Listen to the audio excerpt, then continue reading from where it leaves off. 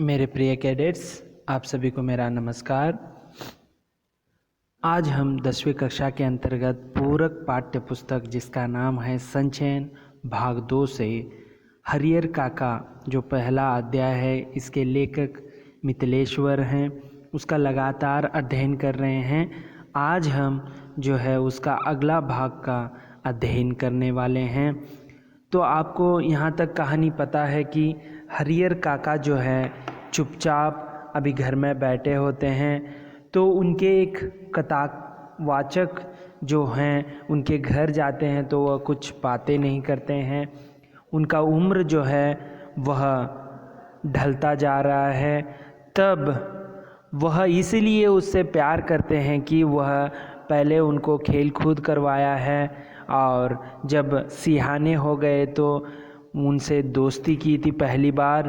तो उसके बाद वह कथावाचक कहते हैं कि ठाकुर बाड़ी के बारे में कहते हैं। ठाकुर बाड़ी एक विशाल जो मंदिर है, अब पहले छोटा सा मंदिर था, अब वहाँ पर लोग मन्नत मांगते हैं और मन्नत मांगने पर वह मन्नत पूरी होती है तो वहाँ पर लोग जो हैं वहाँ पर भोग चढ़ाया जाता है उपहार के रूप में। जो अमीर लोग हैं वह छोटा सा हिस्सा जो है खेत का वह दान में दे देते हैं। तो इसी बीच जो है अब वह ठाकुर बाड़ी जो वह 20 बीघे ज़मीन का उसके पास है और इसके देख रेख लिए वहाँ पर प्रत्येक 3 साल में जो है एक महंत को और एक पुजारी को नियुक्त किया जाता है। ठाकुर बाड़ी जो यह बड़ा देवस्थान जो है वह इस प्रकार प्रसिद्ध हो गया है कि वहाँ पर कोई भी जो कार्य हो या उसे भोग चढ़ाया जाता था। इसी बीच हरियर काका जो है वहाँ पर जाना छोड़ दिया है और हरियर काका के 4 भाई हैं, उसमें 3 भाई जो हैं, चारों भाइयों की शादी हो गई है और हरियर काका की कोई संतान या औलाद नहीं है। उनकी 2 पत्नियां होते हुए भी वह भी स्वर्ग सिधार गई हैं और इसी बीच जो है उनको बच्चे नहीं हैं, निसंतान हैं। और इसी बीच जो 3 पत्नियों के भाई, जो 3 पत्नियों के पति जो हैं, उनके भाई हरियर काका को अच्छे से देखरेख करने के लिए कहते हैं, लेकिन पत्नियां जो हैं भाइयों की, हरियर काका के भाइयों की, वह थोड़े दिन तक देखकर बाद में छोड़ देते हैं।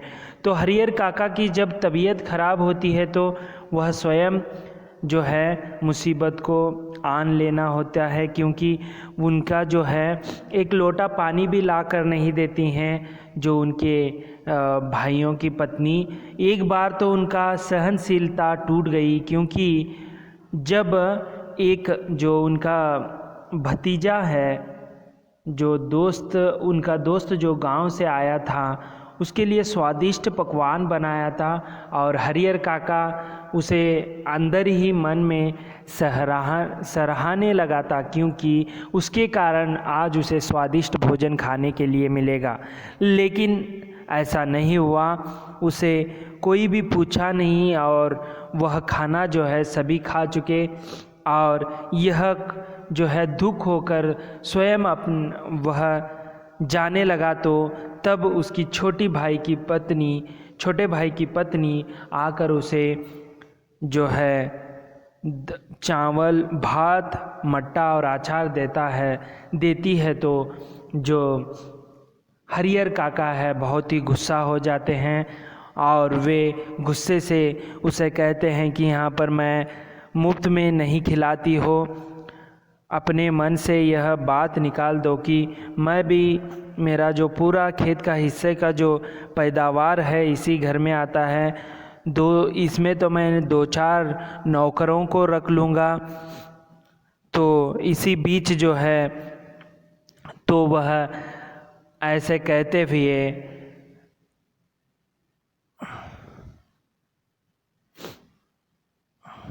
तो उसे गुस्सा आ जाता है और कहता है कि मैं यह मुफ्त का नहीं खाता हूँ, मेरा भी हिस्सा आपके घर में आता है।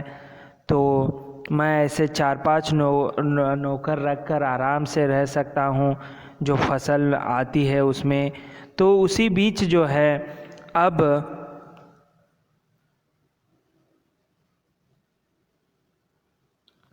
अभी देखेंगे क्या होता है। तो यहाँ पर अभी कभी नहीं, मैं अनाथ और बेसहारा नहीं हूँ, मेरे धन पर तो तुम सब मौज कर रही हो, लेकिन अब मैं तुम सबों को बताऊंगा। देखिए यहाँ तक हुआ था, क्या करेगा हरिहर काका, वह गुस्सा हो गया है, सभी पर चिल्ला रहा है क्योंकि उसे स्वादिष्ट खाना नहीं मिला, तो उसे देख रेख जो है अच्छे से नहीं कर रहे हैं। आगे क्या होता है देखेंगे अभी। हरिहर काका जिस वक्त यह सब भूल रहे थे, उस वक्त जो बोल रहे थे, यानी ये सब गुस्से से वह बोल रहे थे, उस वक्त ठाकुर बाड़ी के पुजारी जी उसके दालान पर ही विराजमान थे। देखिए वहाँ कॉरिडोर पर वह आकर बैठे थे। कौन? ठाकुर बाड़ी के पुजारी। वार्षिक हुमाद यानी हवन में प्रयुक्त होने वाली सामग्री, जो हवन यानी यज्ञ आदि करते हैं तो उसमें लगने वाले सामग्री को वह लेने के लिए वह घी और शकील लेने आए थे। तो हवन की सामग्री के लिए घी और शकील की लेने के लिए आए थे। लौटकर उन्होंने महंत जी को विस्तार के साथ सारी बात बताई। जब वह पूछता है तो महंत वह हरि काका उसे सब बातें बता देती है। उनके कान खड़े हो गए, यानी आश्चर्यचकित हो गया उनको। लौटकर उन्होंने महंत जी को विस्तार से बताया तो उनके कान खड़े हो गए। वह दिन उन्हें बहुत शुभ महसूस हुआ। वह दिन महंत के लिए बहुत ही खुशी का माहौल था। उस दिन को उन्होंने ऐसे ही गुजर जाने देना उचित नहीं समझा।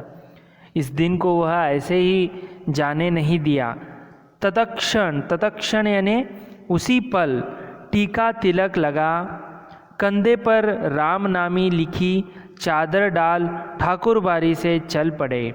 उसी समय जो है वह ठाकुर बाड़ी से यानी देवस्थान से राम नामी लिखी और चादर जो लिखी डालकर, राम नाम का जो जप वाला जो चादर है वह लिखा हुआ कंधे पर डालकर और ठाकुर बाड़ी से चल पड़े। संयोग अच्छा था, हरिहर के दलान तक नहीं जाना पड़ा। दलान यानी कॉरिडोर, उनके आंगन तक नहीं जाना पड़ा। रास्ते में ही हरिहर मिल गए। हरिहर काका जो हैं मिल गए। गुस्से में घर से निकल वह खलियान की ओर जा रहे थे, लेकिन महंत जी ने उन्हें खलियान की ओर नहीं जाने दिया। तो खलियान की ओर नहीं जाने दिया, अपने साथ ठाकुर बाड़ी पर लेते आए। यानी वह उन्हें ठाकुर बाड़ी के यानी देवस्थान यहाँ पर लेकर आए, किसी हरिहर काका को महंत ने। फिर एकांत कमरे में उन्हें बैठा खूब प्रेम से समझाने लगे, हरिहर यहाँ कोई किसी का नहीं है। देखिए उसे अभी मन को जो है बहलाने लगे हैं। हाँ, जो वहाँ के महंत जो हैं पुजारी, जो 3 साल के लिए हर 3 साल में नियुक्त होते हैं, सब माया का बंधन है। यह सब जो है संसार, ये माया का बंधन है। तो तू तो धार्मिक प्रवृत्ति का आदमी है, ने उसमें झुकने वाला, झुकाव, उसमें धार्मिक झुकाव है, तेरे में आदमी है तू। मैं समझ नहीं पा रहा हूँ कि तुम इस बंधन में कैसे फंस गए। तुम तो धार्मिक जो मानने वाले, ऐसे संसारिक में कैसे फंस गए तुम। ईश्वर में भक्ति लगाओ, ईश्वर को आप जो है स्मरण करो, भक्ति करो, उसके सिवाय कोई तुम्हारा अपना नहीं। तो वह महंत इतने अच्छी मीठी मीठी बातें करता है, भगवान के सिवा और कुछ नहीं है, ऐसे कहता है। पत्नी, बेटे, भाई, बंधु सब स्वार्थ के साथी हैं। स्वार्थ यानी वो अपना ही सोचते हैं, दूसरों के बारे में नहीं सोचते हैं, स्वार्थी हैं। जिस दिन उन्हें लगेगा कि तुमसे उनका स्वार्थ सदने वाला नहीं, यानी स्वार्थ साधने वाला नहीं, यानी उससे जो है कुछ काम नहीं होगा, उस दिन वे तुम्हें पूछेंगे तक नहीं। अभी देखिए यहाँ पर अच्छी बातें बता रहा है महंत हरि काका को, या उसे मन बहला रहा है या जो उसे अपनी ओर खींच रहा है, यह अभी समझना है। तुम्हारे हिस्से में 15 बीघे खेत हैं। तुम्हारे हिस्से में जो 15 बीघे खेत के हिस्से हैं, उसी के चलते तुम्हारे भाई के परिवार तुम्हें पकड़े हुए हैं। देखिए, उसका मन जो है भटकाने का काम जो है महंत कर रहा है। वो कह रहा है कि तुम्हारे इस जो ज़मीन जायदाद के वजह से तुम्हारे भाई परिवार तुम्हें अपने घर में रखे हुए हैं। तुम एक दिन कहकर देख लो कि अपना खेत उन्हें न देकर दूसरों को लिख दोगे तो वह तुमसे बोलना बंद कर देंगे। देखिए, एक तो भाइयों जो हैं मिलकर हैं, संयुक्त परिवार है। महंत एक तो उसे मन को परिवर्तन करना चाह रहा है और उनमें जो है फूट लाना चाह रहा है, और तो वह कहता है कि खेत वह अपने फ़ायदे के लिए आपको रखे हुए हैं, खून का रिश्ता खत्म हो जाएगा। ऐसे करने की बात भी कहते हैं। एक उनको सुझाव देते हैं, तुम्हारे भले के लिए मैं बहुत दिनों से सोच रहा था। तुम्हारे भले के लिए, अच्छाई के लिए मैं बहुत दिनों से सोच रहा था। आज मैं कह देता हूँ, तुम अपने हिस्से का खेत ठाकुर जी के नाम पर लिख दो। सीधे बैकुंठ को प्राप्त करोगे। तीनों लोक में तुम्हारी कीर्ति जगमगा उठेगी। देखिए, तुम्हारी जो कीर्ति है वह जगमगा उठेगी, यानी जो है जगमगा यानी आपकी प्रसिद्धि हो जाएगी। कीर्ति जो है कि इसलिए जो ठाकुर बाड़ी के लिए 30 बीघा जो ज़मीन है, 15 बीघा ज़मीन उसने दान कर दिया है। ऐसे जब तक चांद सूरज रहेंगे तब तक लोग तुम्हें याद करेंगे। जब तक सूरज चांद रहेगा तब तक जो है लोग तुम्हें याद करते रहेंगे। ठाकुर जी के नाम पर ज़मीन लिख देना तुम्हारे जीवन का महादान होगा। साधु संत तुम्हारे पाँव पकारेंगे यानी पकड़ेंगे, यानी तुम्हारा जय जयकार करेंगे। सभी तुम्हारा यशोगान करेंगे। यशोगान, देखिए ज़मीन जो है तुमने दे दी है, ऐसे महान जो है दानशूर कहलाएंगे। तुम्हारा यह जीवन सार्थक हो जाएगा। अपनी शेष जिंदगी तुम इसी ठाकुर बाड़ी में गुजारना। देखिए, ठाकुर बाड़ी में रहने की सलाह दे रहे हैं। तुम्हें किसी चीज़ की कमी नहीं होगी। एक मांगोगे तो 4 हाजिर की जाएंगी। हम तुम्हें सिर आंखों पर उठाकर रखेंगे। ठाकुर जी के साथ साथ तुम्हारी आरती भी लगाएंगे। देखिए, आपने दानशूर हैं, इसीलिए आपकी भी आरती लगी जाएगी। भाई का परिवार तुम्हारे लिए कुछ नहीं करेगा। देखिए, भाई का परिवार आपसे कुछ नहीं करेगा, तो वह उसे बहला रहा है, उसका मन परिवर्तन कर रहा है। पता नहीं पूर्व जन्म में तुमने कौन सा पाप किया था कि तुम्हारी दोनों पत्नियां अकाल मृत्यु को प्राप्त हुई। देखिए, आपकी पत्नियों ने आपने क्या पाप किया था हरिहर काका, जो तुम्हारे अकाल मृत्यु हो गई आपकी पत्नियों की। तुमने औलाद का मुंह तक नहीं देखा। अपना यह जन्म तुम अकारत का अर्थ होता है बेकार।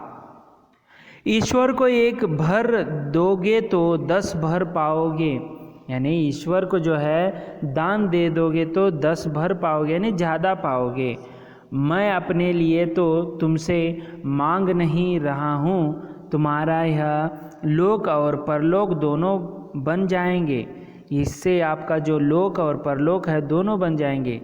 इसकी राह मैं तुम्हें बता रहा हूँ। इसकी राह मैं बता रहा हूँ, यानी इसकी राह जो है तुम्हें मैं यहाँ पर बता रहा हूँ।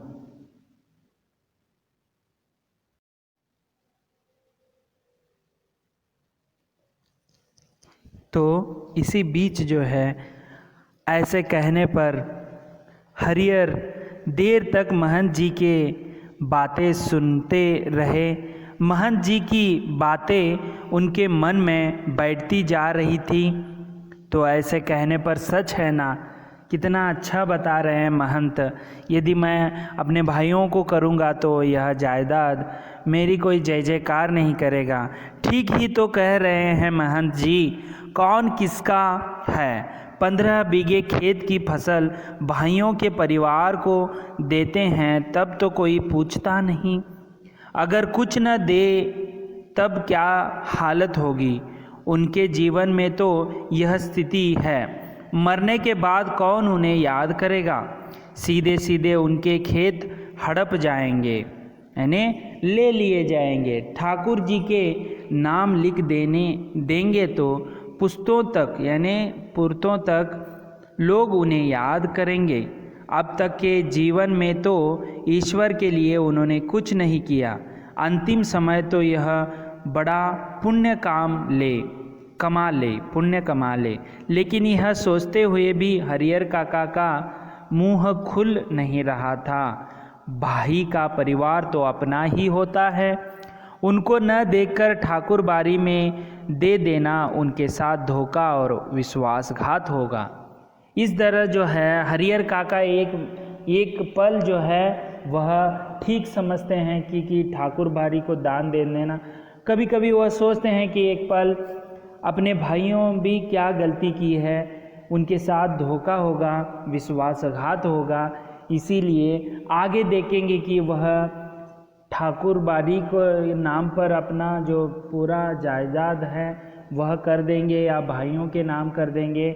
इसका विस्तार रूप जो है हम अगले वीडियो में देखेंगे। तब तक के लिए धन्यवाद।